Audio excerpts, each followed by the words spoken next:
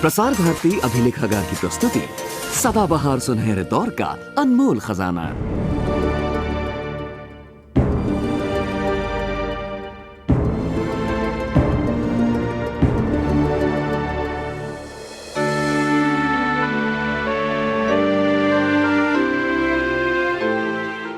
26 जनवरी की परेड से एक दिन पहले एक राजनीतिक पक्ष के नेता को गबन के इल्जाम में गिरफ्तार करके जेल में डाल दिया गया। जवाब में पार्टी वर्कर ने पूरे प्रांत में बंद का ऐलान कर दिया। दुकानें और संस्थाएं जबरदस्ती बंद की गईं। सड़कों पर यातायात रोक दिया गया। नेशनल हाईवे पर कई लोग 2-3 घंटों के लिए एक तरफ को हकाल दिए जाते हैं। जब वो बंद के उठने का इंतजार कर रहे हैं, उनमें कई लोग वक्त काटने के लिए हिंदुस्तान में 50 साल में जो परिवर्तन हुए हैं उसे लेकर किस्से कहानियां सुनाने लगते हैं।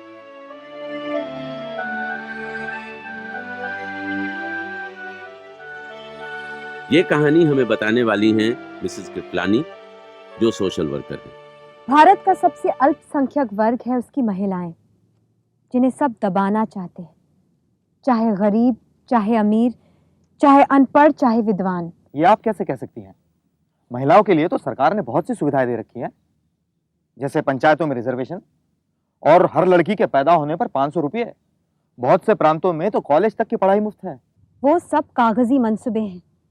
कितने माँ बाप हैं जो इन सुविधाओं का लाभ उठाकर अपनी बच्चियों को शिक्षा दिलाते हैं। हाँ, अगर उन्हें पता चले कि इससे उनके कमाने के चांसेस बढ़ सकते हैं, तब शायद वो अपनी बच्चियों को पढ़ाने लगे। मैं आपको एक टिपिकल केस के बारे में बताती हूँ। हैदराबाद के पास के एक गांव में मैं फील्ड रिसर्च कर रही थी। तब की बात है। मंगला का पति सिकंदराबाद का एक स्मॉल स्केल फैक्ट्री में कॉन्ट्रैक्ट वर्कर था कि मशीन के एक एक्सीडेंट में उसकी एक टांग कट गई और उसे नौकरी से बर्खास्त कर दिया गया।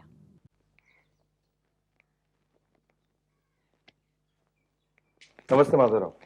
नमस्ते साहब। कैसे चल रहा है? ठीक चल रहा है साहब। आदत तो डालना ही है ना। कॉम्पनसेशन का चेक लेके आया था। अच्छा, यहाँ पे दस्तखत कर दो। अरे ये क्या दे रहे साहब? मेरी टांग चली गई क्योंकि फैक्ट्री वालों ने हमारा सेफ्टी का इंतजाम कुछ नहीं किया, और अब आप ये समझते हैं कि इतने थोड़े पैसे में हम सब जिंदगी गुजार लेंगे? मैं तुम्हारा गुस्सा समझता हूँ माधवराव, और तुम तो जानते हो कि हमारी एक छोटी सी फैक्ट्री है और कंपनियां तो इतना भी नहीं देती। मैंने सेठ से बात की थी तुम्हारे जयपुर फुट के खर्चे के बारे में। अरे काय को देंगे साहब, वो हमारी नई टांग की खर्चा। अगर मशीन टूट गई ना तो मरम्मत करवा लेंगे, मगर मजदूर का टांग टूट गई ना तो फेंक दो कचरे के ढेर पर। अच्छा, अब मैं चलता हूँ। हाँ,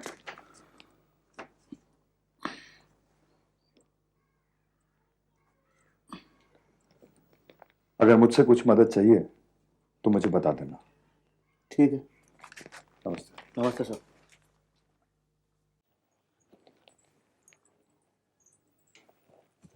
कितने का है जी?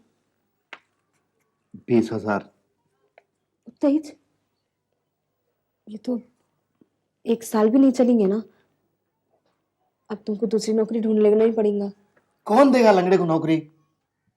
नहीं नहीं, अब हम लोग गांव वापस चलेंगे। वहां पर खर्चा भी कम होगा और अपना घर है, किराया बच जाएगा। लेकिन वहां कहीं को जाएंगे हम लोग? अब देखो, यहीं पे रह के तुम दूसरा कौन सा तो भी कारोबार शुरू कर लो ना। क्या भाई, फुटपाथ पे मूंगफली बेचूं? हाथ का काम अच्छी तरह आता है मुझे। हाथ है, अभी कटे नहीं वो। गांव जाकर मैं वेल्डिंग और सोल्डरिंग का काम कर लूंगा। देखो, फिर रेवती की पढ़ाई का क्या होगा बोलो? वो 7वीं क्लास पढ़ रही है। पढ़ने लिखने और हिसाब करना अच्छी तरह आता है उसे। जब ससुराल जाएगी तो बस है उसके वास्ते। 10वीं अगर पास कर लेंगी तो अपनी जिंदगी सुधार सकेंगी ना। उन्हें पढ़ाने की इतना ही शौक है तो इसे अपने बहन के पास भेज दे। वहां पढ़ाई भी कर लेगी और उनके बच्चों को भी संभालेगी। अरे, मैं रेवती को कैसे रख लूं इधर? देख जिया, सुख दुख में हमेशा तू मेरा साथ देना, अब पीछे न को हटना। अब यहाँ दूसरा कौन है मेरा तेरे अलावा? वही तो ठीक है, मगर उन्हें 1 साल में सयानी हो जाएगी। मुझे जवान बच्ची की जिम्मेदारी नहीं लेना है। तुमको मालूम है, दिन में घर में कोई भी नहीं रहता, उसके तू साथ ले जाओ अपना गाँव, उधर भी तो स्कूल है। सीधा सीधा बोल देना ले रखती हूँ बोल के, दूसरा कुछ भी इंतजाम कर लूंगी।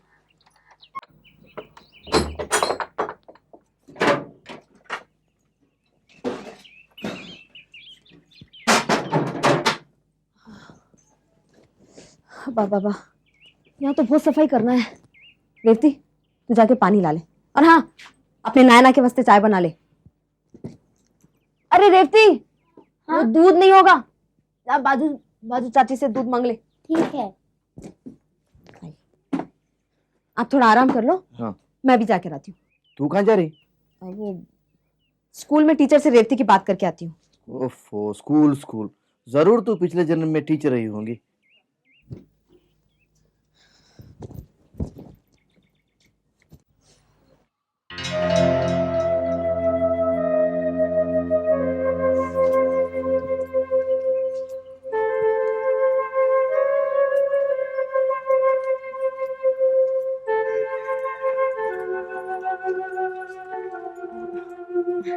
नमस्ते, तुम ही यहाँ के बड़े टीचर है क्या? यहाँ के सरपंच हूँ। अच्छा, तो बड़े टीचर कहाँ हैं? दोनों टीचर गांव छोड़ के चले गए और बच्चे सिर्फ यहाँ खाना खाने आते। तो नए टीचर कब आएंगे? मालूम नहीं, तुम क्या पूछ रही हो? वो हम लोग अभी अभी गांव को वापस आए ना।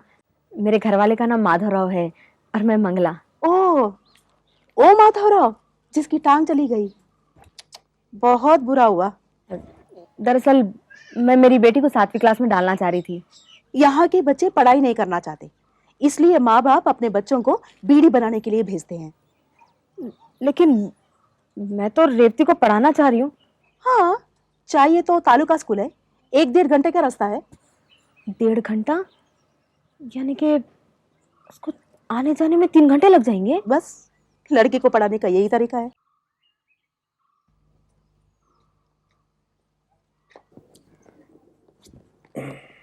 अच्छा बेटा, काम सारा हो गया? हाँ। मैं तुमको पहले ही बोली थी ना इधर नक्को आओ बोल के। क्या हुआ?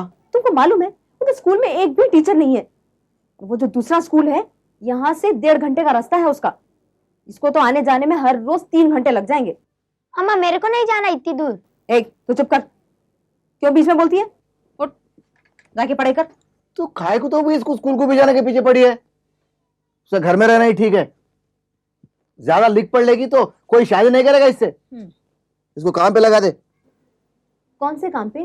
बीड़ी बनाने के? क्यों नहीं, गांव के सारे बच्चे तो करते हैं। देखो, हम इसको कॉन्ट्रैक्टर के पास काम पे लगा दें तो मेरे वेल्डिंग और सोल्डरिंग के सामान के लिए कर्जा मिल जाएगा। 2-3 हजार रुपयों के वास्ते मैं अपनी बेटी को बंधुआ मजदूर नहीं बनाना चाहती हूँ। ऐसे चक्कर में नहीं फंसाना चाहती मैं अपनी बच्ची को। तो कॉम्पेंसेशन के पैसे कुछ दुकान में लगाने दे। तो फिर खाएंगे क्या?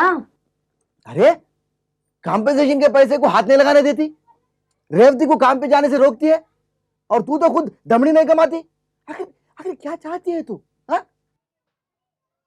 देखो, तुम ऐसी अड़ी रही तो हम तीनों भूखे मर जाएंगे। तुम्हारे जो जी में आएगा ना वो ही करो तुम। मेरे से पूछने की जरूरत नहीं है तुम्हारे को।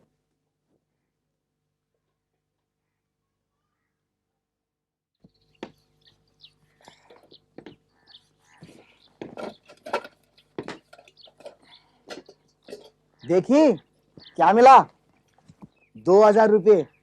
ये 2000 और वो 3000 जो तुमने बचा के रखी थी ना मेरे वेल्डिंग सामान के लिए काफी है। ये एक दिन में 1500 बीड़ियां बनानी है। सेठ 10 रुपए देगा और 10 कर्जे में से काटेगा। देखते देखते कर्जा चुका देगी। तेरे को कौन बोला था मेरे को बोले बगैर ये सब करो बोल के? तू और तेरे नाना यही समझते हैं ना कि जो दिल में आया वही कर सकते बोल के? तू क्या जिंदगी भर कर्जा लेके बीड़ियां बनाती रहेगी? मैं तेरे अच्छे के लिए तेरे को स्कूल भेजना चाहती हूँ और तेरे को समझ में ही नहीं आता। तू चाहे 1000 बीड़ी बना या 10,000 बीड़ी बना, तेरे को स्कूल तो जाना ही पड़ेगा। मेरे को कुछ भी नहीं मालूम। पागल हो गई क्या? एक साथ दोनों काम कैसे कर सकती है? बीमार पड़ जाएगी।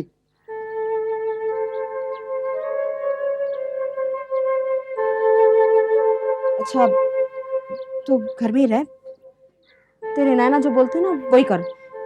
लेकिन तेरे को स्कूल तो जाना ही पड़ेगा। मैं जिला ऑफिस होकर आती हूँ, देखती हूँ क्या होता है वहां। चल उठा, चल अंदर। तुम्हारी गवर्नमेंट टीच बोलती ना कि लड़कियों को स्कूल भेजाओ बोल के, और जब लड़कियों को स्कूल को भेजाते तो क्या होता मालूम है? वो स्कूल में एक भी टीचर नहीं रहती। कि तुमको मालूम है स्कूल में टीचर क्यों नहीं रहती बोल के? इसलिए कि बच्चे सरपंच के घर वालों के लिए रोज वीडियो बनाते हैं वहां पे, और वो सरपंच उन लोग रोज खाना खिलाती। बस तुम क्या कह रही हो? एक बात भी मुझे समझ में नहीं आई। बैठो बैठो। अब बताओ बात क्या है? कहां से आई हो? चेरुकोंडा गांव से। चेरेकुंडा?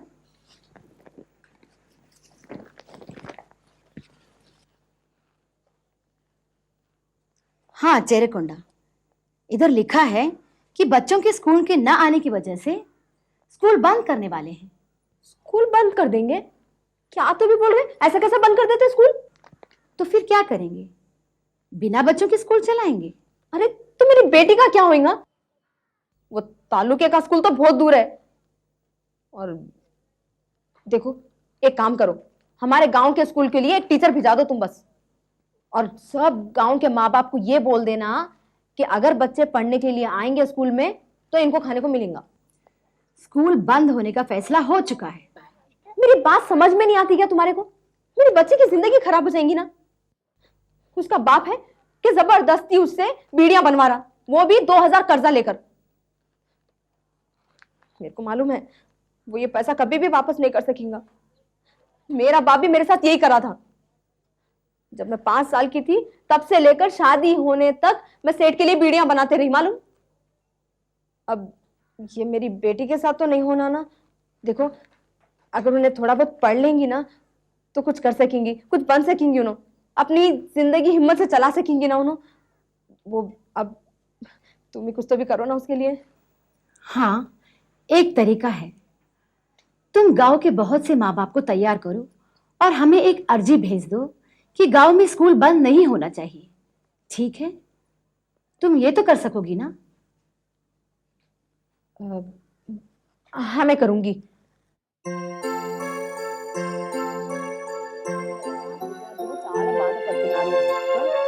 स्कूल होना ना अपने पास गांव में, पढ़ाना है बच्चों को। चल लगा अंगूठा यहाँ। अरे सुशीला जी, मैं चाह रही थी तुम्हारे पास ये दरखास्त लेके। तेरे से किसने कहा ये दरखास्त देने के लिए? गांव के बड़ों से पूछ के किया क्या ये सब? अरे और मेरे से पूछना तो जरूरत भी नहीं है क्या? अब ऐसी क्या गलती करी मैं, बोलो तुम? एक टीचर के वास्ते दरखास्त ही बनाई ना। देखो देखो जरा कितने लोग दस्तखत करे इस पे। तेरे से किसने कहा ये सब करने के लिए? जिला ऑफिस में जो स्कूल विभाग वाले अफसर बैठते ना, वही लोग बोले। तो गांव के लोगों को मेरे खिलाफ भड़का रही है? मैं कहीं को भड़काऊंगी? अगर बच्चे स्कूल में खाना खाने के बाद 2 घंटे पढ़ लेंगे तो क्या जाता जी तुम्हारा? लड़कियों पे जाया करने के लिए लोगों के पास पैसा नहीं है तेरी तरह, और वो भी जब वो बीड़ी बनाकर हर रोज रुपया कमा के ला सकते हैं। मालूम मेरे को, तुम्हारा आदमी वो बीड़ी सेट का कॉन्ट्रैक्टर है ना, इसलिए ऐसा बात कर रहे तुम। और तुम लोगों को तो पसंद ही नहीं ना, तुम लोग तो चाहते ही नहीं कि बच्चे पढ़ लिख कर इंसान बने बोल के। तू क्या समझती है अपने आप को? इधर की महारानी और तेरी बेटी राजकुमारी। तुम अपनी औरत को संभालो, नहीं तो अच्छा नहीं होगा। चुप रहो, तुम कुछ भी बोलेंगे ना मैं चुप बैठने वाली नहीं हूँ। तू ला वो कागज, इधर ला पहले। मैं इधर ला। नहीं देती मैं। कैसा नहीं देगी? इधर ला।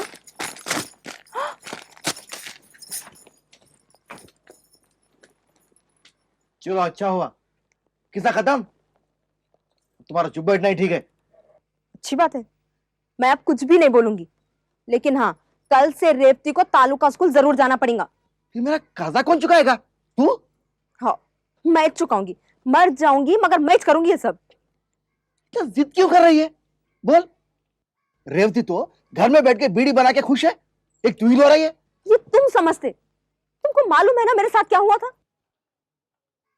तुम्हारी तो कुछ भी समझ में नहीं आता बस।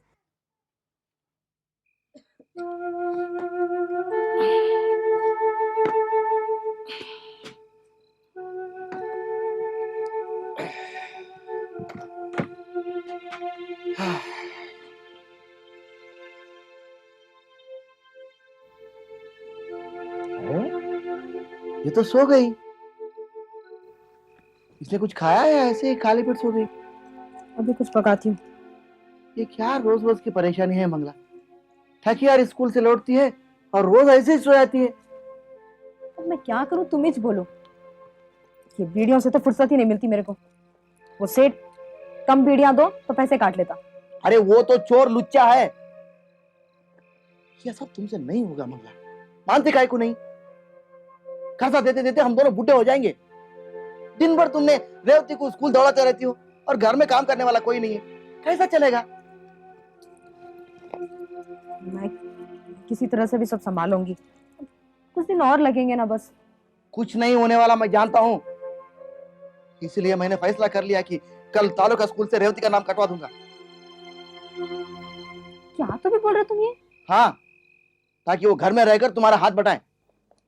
नहीं नहीं, रेवती को घर में रहने की कोई जरूरत नहीं है, वो स्कूल ही जाएंगी बस। देखो मंगला, मुझे झगड़ा करना नहीं है, इस तरह तुम दोनों बीमार पड़ जाओगे। मैंने सब सोच लिया, वो कल से स्कूल नहीं जाएगी। लेकिन कोई और चारा नहीं है, अब तो मान जाओ।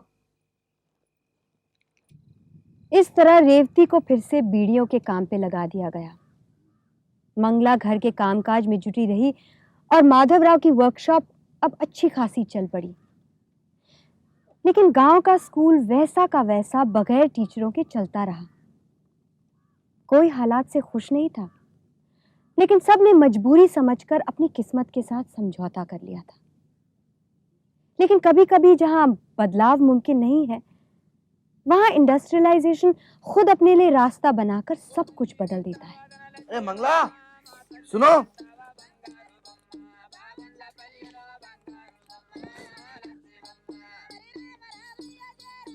क्या हुआ? तुम्हें मालूम है इसमें क्या लिखा है? क्या लिखा है? अपने गांव में इलेक्ट्रॉनिक्स की फैक्ट्री लगने वाली है। हाँ। अपने सरपंच की जमीन पे। उसके आदमी को 1 लाख रुपए मिलेगा। तो उससे क्या, वो अमीर हो जाएगा ना, हमको इससे क्या करना है? नहीं नहीं, इतना ही नहीं, बहुत सारे लोगों को नौकरियां मिलने वाली है अपने गांव वालों को। सच्ची? हाँ। तो तुमको भी काम मिलेगा क्या? अरे नहीं, इसमें तो लिखा है नौकरियां तो लड़कियों को मिलेंगे। देखना, जब वो इंटरव्यू को बुलाएंगे तो हम रेवती को भेज देंगे। देखो, ये सब बोलने की बातें हैं। हाँ, अपने गांव में कुछ नहीं होने वाला। मैं बोल रहा हूँ ना, तुमको तो मेरे बात पे भरोसा ही नहीं रहता। देखो इसमें लिखा है, पढ़ लो। देख यहाँ है, देख। हाँ। ये देख।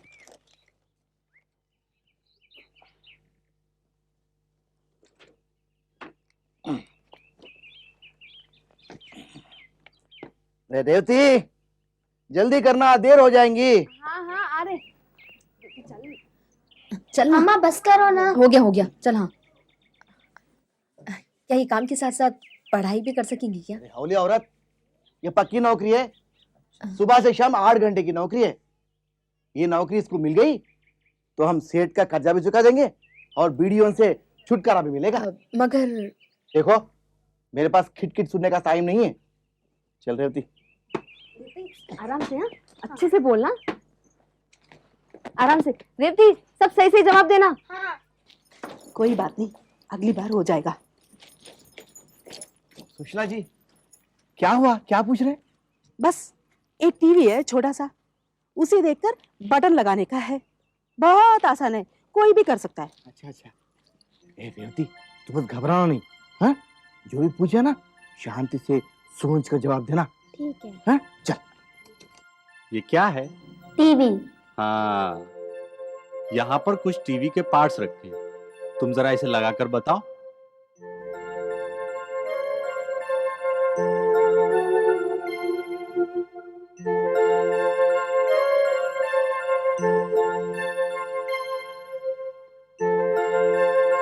ठीक है, अगर तुम्हें इस तरह के टीवी बनाने का काम करने को कहें तो कर सकोगी? हाँ, कर सकती हूँ। तुम्हारे फॉर्म पे लिखा है कि तुम्हारी उम्र 15 साल है, मगर तुम तो कम उम्र की लगती हो।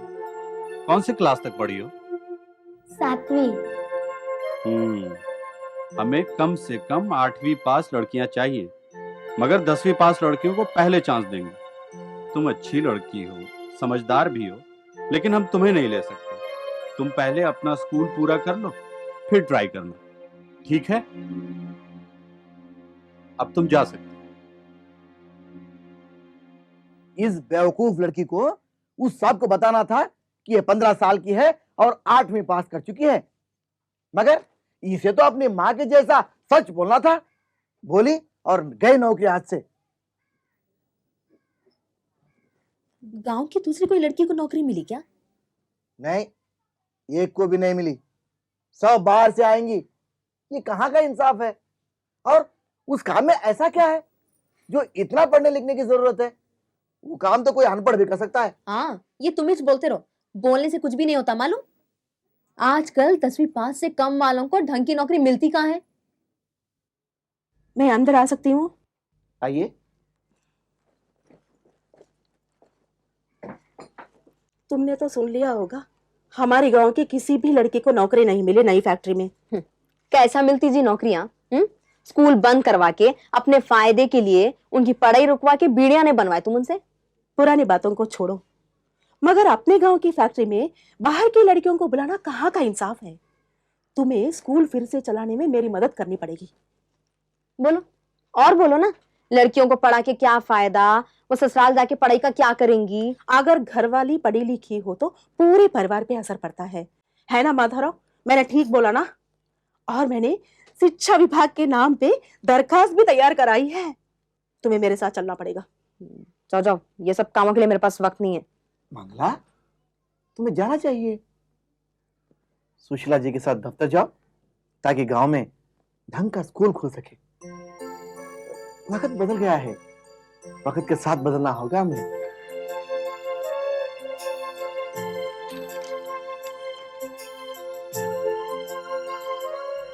रेवती, रेवती, उठो रेवती, उठो, उठो बेटी, स्कूल को देर हो जाएगी।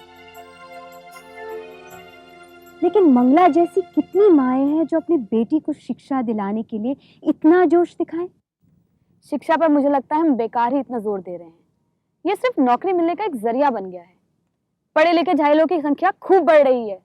चाहे बच्चों को शिक्षा दिलाने की इच्छा के पीछे सिर्फ आर्थिक कारण क्यों ना हो, लेकिन एक बात तो माननी ही पड़ेगी कि शिक्षा सिर्फ नौकरी का सर्टिफिकेट नहीं है।